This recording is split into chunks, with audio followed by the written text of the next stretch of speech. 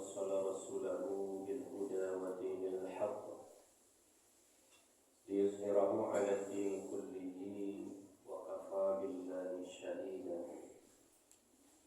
أشهد أن لا إله إلا الله وحده لا شريك له وأشهد أن محمدا عبده ورسوله لا نبي بعده. اللهم صل وسلم على محمد وعلى آله وصحبه أجمعين. أما بعد فيا عباد الله اتقوا الله حق تقاته ولا تموتن إلا وأنتم مسلمون. قال الله تعالى في القرآن الكريم: نعوذ بالله من الشيطان الرجيم. بسم الله الرحمن الرحيم. ولتكن منكم أمة يدعون إلى الخير ويأمرون بالمعروف وينهون عن المنكر وأولئك هم المفلحون. صدق الله العظيم. Bapak-bapak, saudara-saudara, adik-adik dan anak-anak kaum muslimin sedang Jumat rahimakumullah. Alhamdulillah, segala puji dan syukur mari senantiasa kita sampaikan kehadirat Allah atas segala limpah nikmat dan rahmatnya kepada kita. Alhamdulillah, terkhusus pada siang hari ini Allah masih memberikan kita nikmat iman sehingga kita bisa hadir dalam rangka menunaikan ibadah Jumat. Semoga apa yang kita tunaikan, kewajiban kita, tugas kita sebagai seorang hamba Allah yang tidak lain adalah untuk beribadah kepadanya, menyembah, mengabdi kepadanya. Semoga selalu dilimpahkan rahmat bagi kita semua. Kemudian salawat beriring salam juga tidak lupa kita sampaikan kepada Nabi Muhammad sallallahu alaihi wasallam dengan doa kepada Allah, Allahumma salli ala Muhammad wa ala ali Muhammad. Masyarakat muslimin sidang Jumat rahimakumullah. Kiranya kita ini telah mengetahui bahwa kehidupan kita ada bahagian-bahagian yang telah ditetapkan oleh Allah Subhanahu wa Ta'ala untuk kita jalani, untuk kita penuhi menurut ketentuan yang Allah tetapkan. Secara umum kehidupan kita terdiri dari dua hal yang mesti kita pelihara dan kita jaga.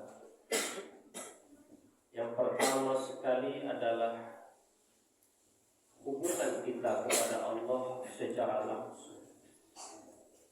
Hablum minallah. Dan yang kedua adalah hal yang berkaitan dengan hubungan dengan sesama kita manusia atau hablum minan nas.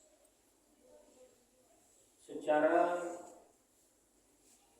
pemahaman kita, mungkin ketika kita telah menjadi seorang hamba yang telah menunaikan kewajiban kita kepada Allah, seperti sholat yang kita tunaikan, puasa, haji, kita menganggap mungkin itu telah cukup bagi kita. Di saat itu sudah kita penuhi, rasanya kita sudah tak ada beban. Mungkin ada yang berpikir seperti itu. Tetapi perlu untuk kita ketahui kaum muslimin sidang Jumat, sebagaimana yang telah disampaikan tadi, bahwa hubungan bukan hanya langsung kepada Allah saja, tapi ada hal yang perlu kita pelihara, yaitu hubungan kita dengan sesama manusia atau selain daripada Allah.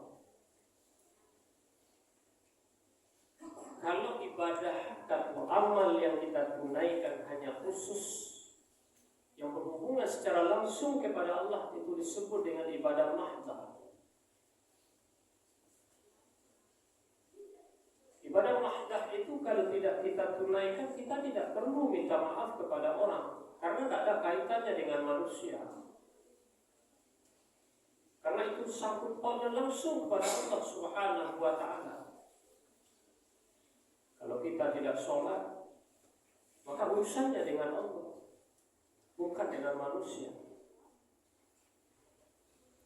Itu ibadah mahdah.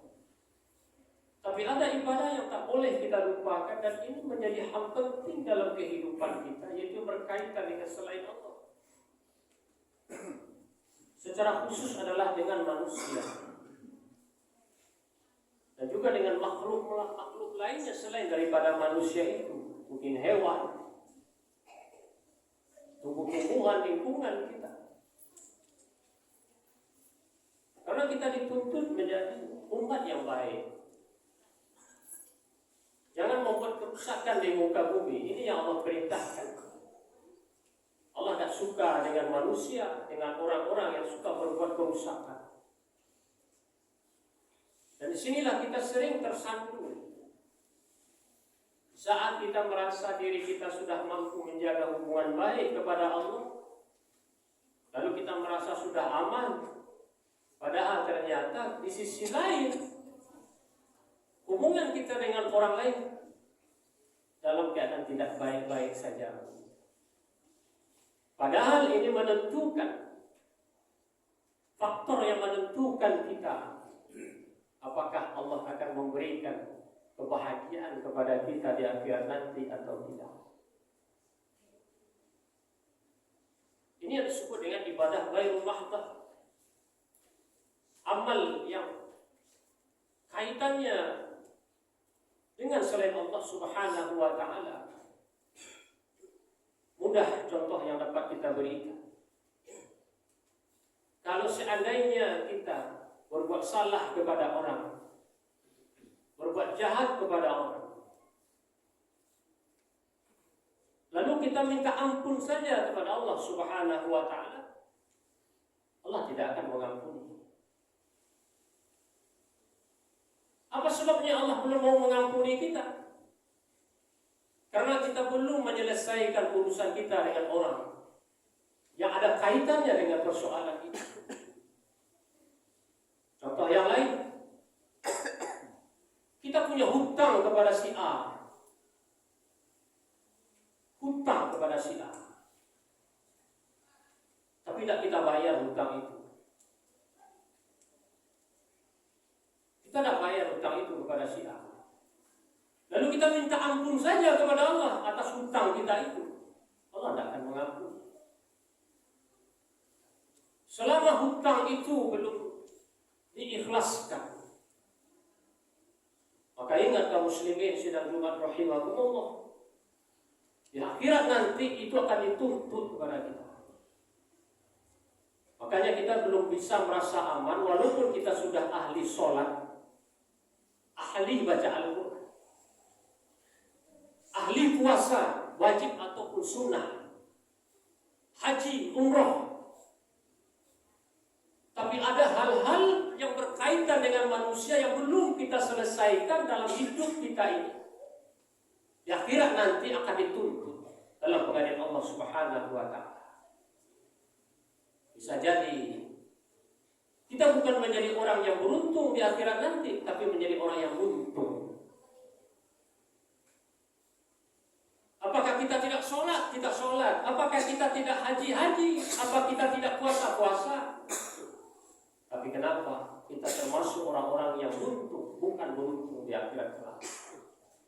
Inilah yang diingatkan oleh Rasulullah Sallallahu Alaihi Wasallam dengan istilah disampaikan oleh beliau dengan orang-orang muflis di akhirat. Siapa itu orang muflis? Secara bahasa muflis itu artinya bangkrut. Lalu ketika ditanya kepada sahabat, apa itu muflis? Karena artinya bangkrut. Tak punya dirham ya Rasulullah, artinya tak punya harta, tak punya uang ya Rasulullah. Mungkin kalau secara duniawi boleh-boleh saja kita memberikan definisi seperti itu. Orang yang bangkrut, orang yang tak punya uang lagi, tak punya harta benda lagi, jatuh tapai istilah udah habis. Tapi yang dimaksud oleh Rasulullah SAW dengan orang yang bangkrut ini adalah orang yang bangkrutnya di akhirat. Bangkrut dari apa? Dari harta? Tidak. Dari uang? Tidak. Dari emas? Tidak. Tapi ia bangkrut dari pahala-pahala ibadah. Apa sebab pahala-pahala ibadahnya hilang? Karena dijadikan sebagai penebus membayar kesalahannya kepada orang lain. Dia datang dengan pahala sholatnya, dia bawa pahala sholat itu ada, dia bawa pahala puasanya ada.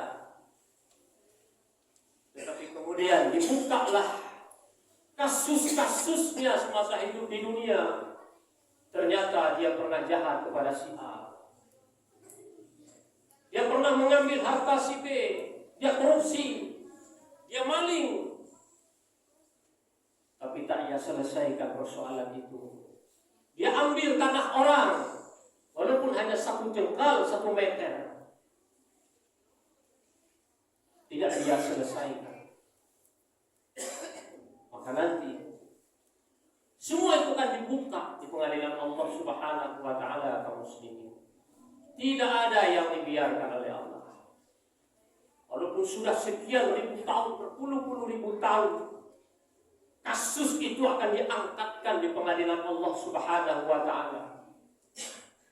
Mungkin di dunia bisa jadi ada kasus yang dihilangkan saja, tapi di akhirat nanti tak ada satupun dari persoalan hidup kita yang akan dihilangkan. Semua akan dibukakan di pengadilan Allah. Kalau seandainya hal ini belum kita selesaikan di dunia, diselesaikanlah nanti di pengadilan Allah. Ternyata kita masih punya hutang kepada si A, hutang harta, hutang mulut, hutang tangan kita dahulu suka menampar, meninju orang, berbuat kasar kepada orang. Mentang-mentang kita berani, orang takut kepada kita. Siapa kita? Lalu kita semena-mena kepada siapa saja. Ingat, itu akan dituntut. Kalau tidak di dunia, di akhirat akan dituntut, itu pasti. Lalu dengan apa ditebus? Dengan pahala-pahala ibadah tadi. Karena uang tidak bisa lagi menjadi alat pembayar hutang di akhirat. Tidak bisa. Yang hanya bisa dijadikan sebagai penebus adalah pahala ibadah kita. Ambillah pahala sholat, diberikan kepada si A. Itu pun kalau cukup. Kalau belum tertebus, diambil pahala puasanya, pahala-pahala ibadah lainnya. Kalaupun itu cukup, kalaupun tidak, tekor kita. Pahala sudah tidak ada lagi. Dosa, kesalahan kita kepada manusia belum tertebus. Lalu bagaimana menyelesaikannya? Lalu Rasulullah menjelaskan, kalau pahala-pahalanya sudah habis, kata Nabi, maka diambillah dosa-dosa orang yang dia zolimi itu. Dosa-dosa orang yang hartanya diambil. Dosa-dosa orang yang tanahnya diambil waktu di dunia dulu. Lalu ditimpakanlah kepada dirinya. Apa yang terjadi? Pahala kita sudah habis, tetapi dosa kita bertambah. Bertambah kenapa? Ditambah dengan dosa orang lain sebagai penebus kesalahan kita kepada kaum muslimin sidang Jumat rahimahumullah. Hati-hati. Sengaja ini khatib sampaikan karena banyak kita yang lupa. Di saat kita sudah rajin sholat, kita anggap diri kita sudah baik, sudah bersih, belum. Jangan kita menjadikan jaminan sholat saja itu sudah cukup, belum. Karena hubungan kita tidak hanya langsung kepada Allah saja, tapi juga ada kepada manusia. manusia, terutama kepada orang tua kita, ibu bapak kita. Hati-hati. Kalau ada hutang mulut kita cepat selesaikan. Jangan mudah kita berkata-kata kasar kepada orang, menyakiti hati orang. Mungkin orang diam, tapi hatinya teriris karena perkataan kita. Dia tak ngomong, dia tak lawan, tetapi dia tak rela diperlakukan seperti itu. Hati-hati, itu semua akan dituntut di akhirat nanti. Oleh karena itu, kalau kita tidak ingin menjadi orang yang buntung di akhirat, jagalah dua hubungan ini, hubungan kita kepada Allah dan juga hubungan kita dengan sesama manusia. Jangan pernah zalim kepada orang. Jadilah orang yang baik dalam hidup ini, menciptakan kedamaian, kerukunan, keharmonisan. Jangan menjadi orang yang suka memfitnah, mengadu domba, mencari kesalahan orang dan lain sebagainya yang tidak disukai oleh Allah Subhanahu wa taala. Fa'tabiru ya bil absar la'allakum turhamun.